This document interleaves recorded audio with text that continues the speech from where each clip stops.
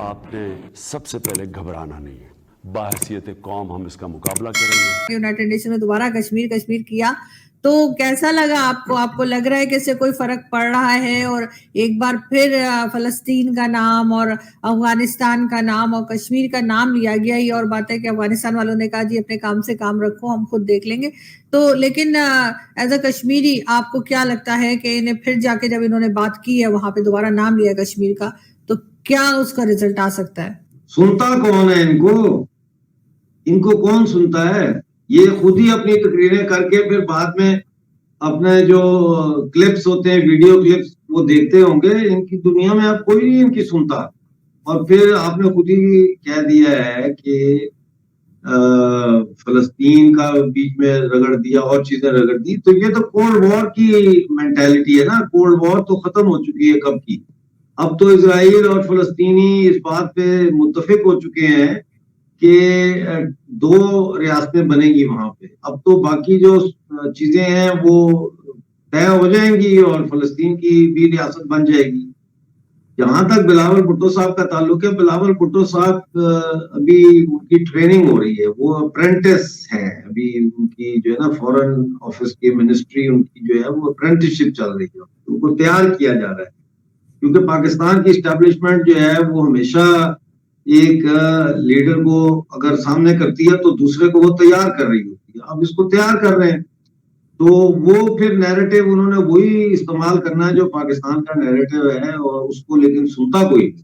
تو اس کا جواب آپ کے سوال کا یہی ہے کہ سنتا کون ہے.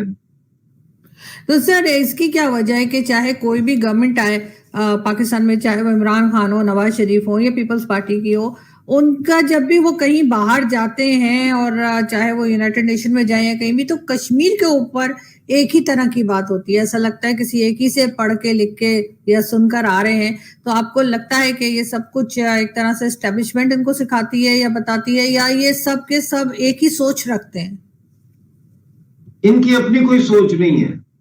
ان کی اپنی اگر سوچ ہوتی تو پاکستان میں انقلاب آ چکا ہوتا. ان کی اپنی اگر سوچ ہوتی تو آج سندھ میں اتنے لوگ مرتے نہ، اتنی بیماری نہ پھیلتی، اور وہاں نکاسی آپ کا پراپر نظام ہوتا. ان کی اپنی سوچ کوئی نہیں ہے. یہ روبوٹس ہیں.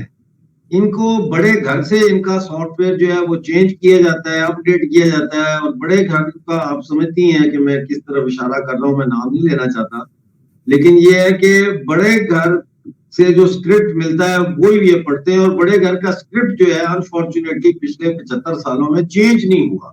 وہ ایک ہی اسکرپٹ ہے، میرے عزیز ہم وطنوں. لیکن سر اب آپ جن کی بات کر رہے ہیں میرے عزیز ہم وطنوں، مطلب میں ان کو بھائی لوگ کہتی ہوں، تو وہ بھائی لوگ کا کہنا ہے کہ جی اب ہمیں سیاست سے باہر رکھا جائے، ہمارے سے کوئی لینا دینا نہیں ہے، ہمارا کام کچھ اور ہے. مطلب ظاہر ہے ڈیفنس کا ہے اور بارڈر پہ کھڑے رہنے کا ہے.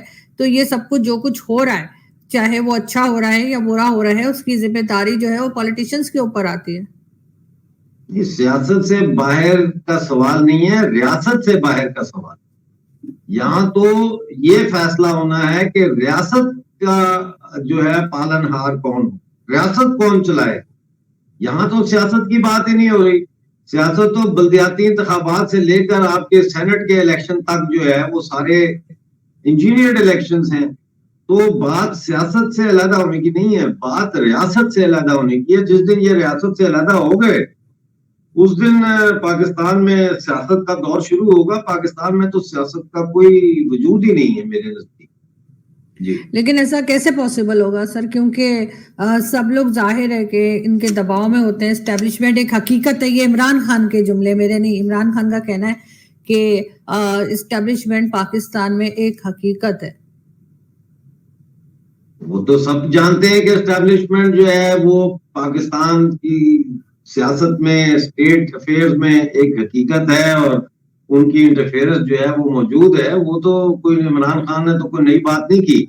عمران خان تو اپنے چکر میں، یعنی کہ اپنے غصے میں اور اپنی وہ کیا کہتے ہیں ہجرت میں، وہ تو پاکستان کا وہ اس طرح بیڑا گرک کر رہا ہے جس طرح کے کوئی تصور نہیں کر سکتا تھا. یعنی بلوچ ہوں، ٹی ٹی پی والے ہوں، کوئی اور تنظیم ہو یا کوئی دیش ہو جیسے انڈیا ہے یا روس یا امریکہ ہے، جس طرح یہ تباہی پھیلا رہا ہے پاکستان کی اور پاکستان کے اداروں کو توڑ رہا ہے اور پولرائز کر رہا ہے اور فوج کو توڑ چکا ہے یہ بیچ میں سے، یہ میں آپ کو بتا دوں، پاکستان آرمی کو یہ ڈیوائڈ کر چکا ہے بیچ میں سے، اور اس طرح تو کوئی تصور نہیں کر سکتا تھا. تو اب سوال یہ ہے کہ عمران خان نے آج پی او جے کے میں مظفر آباد میں جلسہ کیا ہے، اور اس جلسے میں اس نے فوج کے جو دوسرا سیکشن ہے جو اس کو سپورٹ کر رہا ہے اس کا لکھا ہوا اسکرپٹ اس کے پاس ہے. ہر جلسے میں وہی اسکرپٹ پڑھ دیتا ہے کہ کرپشن ایسے ہے اور یہ چور ہیں اور یہ جو ہے وہ حکومت جو ہے امپورٹڈ حکومت ہے. وہی اسکرپٹ ہر جلسہ اٹھا کے آپ دیکھ لیں بس یہی بات کرتا ہے. اس نے پی او جے کے لیے، حالانکہ ان کی گورنمنٹ ہے وہاں، اس نے کوئی اعلان نہیں کیا کہ جی پی ٹی آئی کی گورنمنٹ جو ہے وہ کشمیر میں یہ کرے گی، سڑکیں ٹھیک کرے گی یا اسپتال بنائے گی، کوئی نہیں. اس نے وہی جو اسکرپٹ ہے اس کے پاس وہی اس نے رٹایا جو ہے وہاں پہ بول دیا ہے. اور آج لوگ بھی نہیں تھے زیادہ، 5-6 ہزار کی تعداد میں لوگ تھے. جی تو آپ کو لگتا ہے کہ کوئی سپورٹ ہے آزاد کشمیر سے عمران خان کو؟ کیسے آپ کہہ رہے ہیں کہ بہت تھوڑے لوگ تھے، 4-5 ہزار لوگ تھے، تو وہ تو خیر ہر جگہ پر ہی، ہر شہر میں یہی کہا جا رہا ہے کہ پبلک کی تعداد کم ہے اور اس کی کوئی بھی ریزن ہو سکتی ہے، لیکن آزاد کشمیر میں آج جیسے آپ کہہ رہے ہیں کہ عمران خان نے ریلی کی ہے، تو اس پہ آپ کا کیا خیال ہے کہ وہاں سے کوئی سپورٹ ملے گی؟ کیونکہ پہلے تو وہاں پہ ہمیشہ سے پی ایم ایل این کی گورنمنٹ رہی ہے. جب میں گئی تھی 2-2.5 سال پہلے تو وہ لوگ پی ایم ایل این کو برا بھلا کہہ رہے تھے کہ ان کو کچھ ملا نہیں اور تھوڑی پریشانی بتائی جا رہی تھی وہاں پہ. دیکھیں یہ جو جلسہ آج کا ہوا ہے اس میں پی او جے کے جو پرائم منسٹر ہیں تنویر الیاس، انہوں نے پوری سرکاری مشینری استعمال کی، یعنی کہ بسیں، ویگنیں، سوزوکی پک اپس تک استعمال کی گئی ہیں، دور دور سے لوگوں کو لایا گیا ہے. کل رات ہی پاکستان سے بھی بسوں میں لوگوں کو وہاں اور ویگنوں میں پہنچایا گیا ہے. اس کے باوجود اگر 5-6 ہزار لوگ وہاں اکٹھے انہوں نے کر لیے ہیں تو یہ کوئی بڑی بات نہیں ہے. کراؤڈ چارج تھا اس میں کوئی شک نہیں ہے، لیکن وہ کراؤڈ پولیٹیکلی چارج نہیں تھا. وہ کراؤڈ ایسے ہی چارج تھا جیسے کرکٹ گراؤنڈ میں ہمارا کراؤڈ چارج ہو جاتا ہے. عمران خان کو چونکہ دیکھا ہے تو وہ جناب سب اس میں شور مچاتے ہیں، نعرے لگاتے ہیں. اس میں تو کوئی شک نہیں ہے کہ ایک بہت بڑا سیکشن ہے سوسائٹی کا جس کو عمران خان نے اپنی طرف متوجہ کیا ہے، اپنی طرف کھینچا ہے، مقناطیس کی طرح کھینچا ہے. اور یہ کوئی تسلیم کرنے میں کوئی آر نہیں ہونی چاہیے. اس لیے کہ دیکھیں نا، اگر آپ یوٹیوب پہ جائیں اور اس میں لکھیں ہٹلر ویڈیوز تو آپ دیکھیں لاکھوں کا مجمع کھڑا ہے. ہٹلر ایسے کرتا ہے تو ہے ہٹلر ہو جاتا ہے، ایسے کرتا ہے تو سارے بیٹھ جاتے ہیں. تو اس کا کیا مطلب ہے کہ ہٹلر صحیح تھا؟ چیئرمین ماؤ کے جو جلسے ہیں وہ دیکھ لیں آپ، اور لوگوں کے جلسے دیکھ لیں، ڈونلڈ ٹرمپ کے جلسے دیکھ لیں. کہنے کا مقصد یہ ہے کہ جلسے کی تعداد سے سیاست کے رخ کے صحیح یا غلط ہونے کا تعین نہیں کیا جا سکتا. لیکن عمران خان کا اتنا بڑا آج جو جلسہ انہوں نے دعویٰ کیا تھا کہ ہم کریں گے، وہ اس میں کامیاب بھی ہوئے. اور اس میں وزیر بلدیہ کی میرے پاس ایک ویڈیو آئی ہے کہ وہ پیسے بانٹ رہا ہے جلسے کے اندر لوگوں کو جو آئے ہیں.